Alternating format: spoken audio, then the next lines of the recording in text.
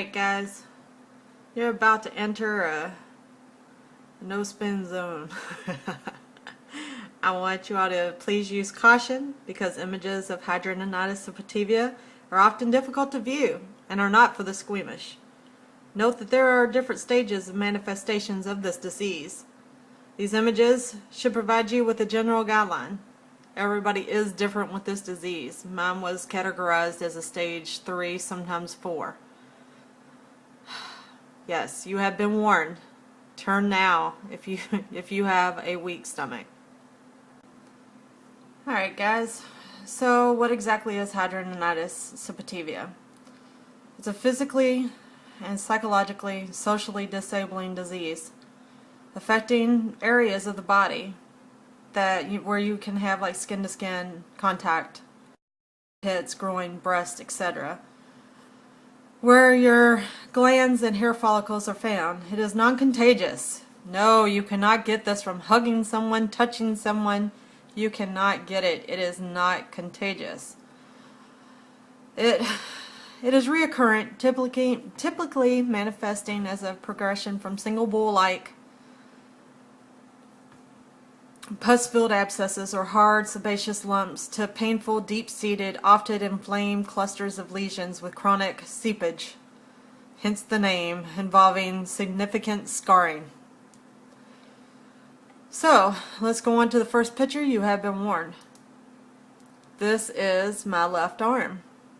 This was pretty much my left arm for a good 8 years. 16 years altogether I dealt with this. Abscesses may be as large as baseballs on some people, are extremely painful to the touch and may persist for years, with occasional to frequent periods of inflammation. Drainage, often leaving open wounds that will not heal, which I had several. These flare-ups are often triggered by stress, hormonal changes, or humid heat. Drainage of the lumps provides some relief from severe, often debilitating, pressure pain, which there's no way to describe that pressure pain. However, pain occurs 24 hours a day, 7 days a week for HS sufferers during flare-ups and is often difficult to manage.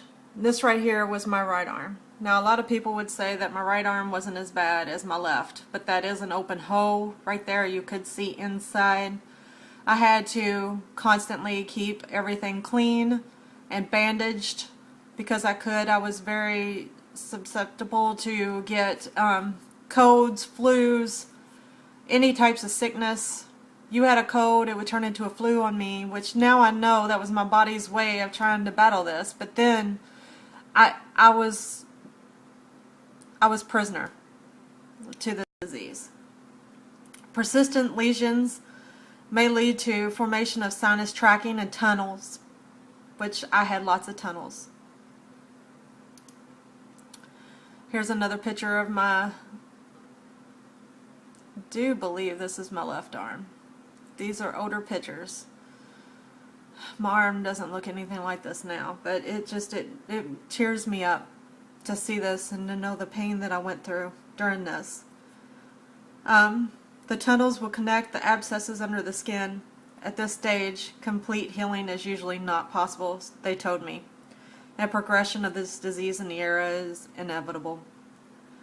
Occurrences of bacterial infection and cellulitis, deep tissue inflammation are likely at these sites, which it was constantly. At one time I was on a year at a time, antibiotics, IV antibiotics.